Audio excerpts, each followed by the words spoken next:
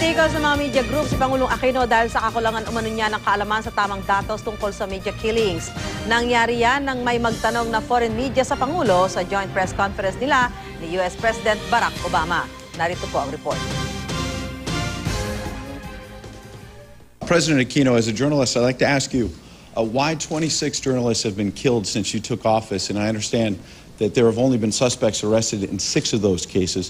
What are you doing to fix that? Sa gitna ng press conference tungkol sa state visit ni US President Barack Obama noong Lunes, halatang tila hindi inasahan ni Pangulong Noynoy Aquino ang tanong na ito mula sa chief correspondent ng Fox News na si Ed Henry.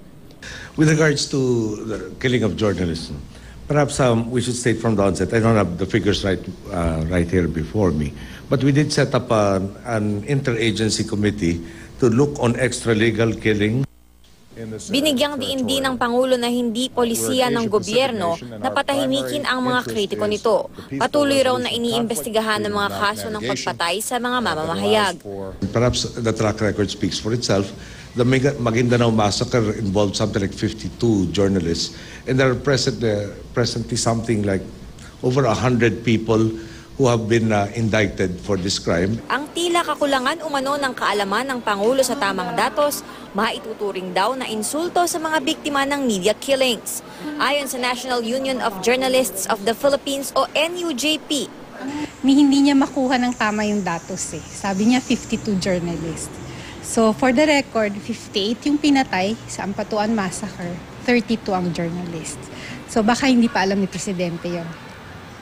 Sinabi rin ng Pangulo na may mga mamamahayag na pinapatay hindi dahil sa propesyon, kundi dahil sa ibang issue.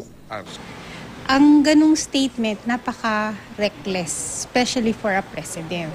Ang signal na pinapakita mo, that you're giving the public is parang okay lang pumatay kapag nagalit ka sa isang taga-media. Mahigit 4 na taon na mula nang maganap ang karumal-dumal na Maguindanao Massacre. Pero sa 176 na suspect, 110 pa lang ang nahuhuli. At 106 pa lang ang nababasahan ng sakdal batay sa tala ng NUJP. Para sa Unang Balita, Athena Imperial reporting.